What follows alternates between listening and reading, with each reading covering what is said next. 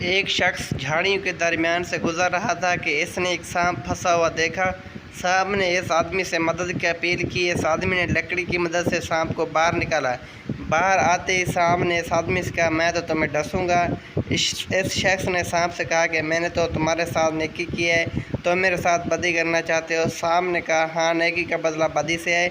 اس آدمی نے کہا، چلو کسی سے فیصلہ کروا لیتے ہیں۔ وہ ایک گائے کے پاس گئے، اس کو سارا واقعہ سنایا اور فیصلہ کرنے کو کہا۔ اس نے کہا، واقعہ نیکی کا بدلہ بدی ہے۔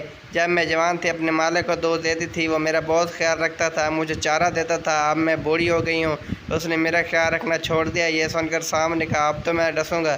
اس آدمی نے کہا، چلو ایک اور فیصلہ لے لیتے ہیں۔ سانپ مان گیا۔ انہوں نے ایک گدھے سے فیصلہ کروایا۔ گدھے نے بھی یہی جواب دیا کہ نیکی کا بدلہ بدی ہے۔ جب میرے اندر دم تھا، مالک کے کام آتا تھا، وہ میرا خیال رکھتا تھا۔ جو ہی میں بوڑھا ہوا، اس نے مجھے بھگا دیا۔ سانپ اس آدمی کو ڈسنے لگا تھا کہ اس نے منت کر کے کہا کہ ایک موقع اور دے دو۔ سانپ کے حق میں 2 فیصلے ہو چکے تھے، اس لیے وہ آخری فیصلے لینے پہ مان گیا۔ اب کی بار وہ ایک بندر کے پاس گیا، اس کو سارا واقعہ سنایا اور کہا کہ فیصلہ کرو۔ بندر نے کہا، مجھے ان جھاڑیوں کے پاس لے چلو اور سانپ کو میرے سامنے ان جھاڑیوں میں پھینکو اور پھر باہر نکالو، اس کے بعد میں فیصلہ کروں گا۔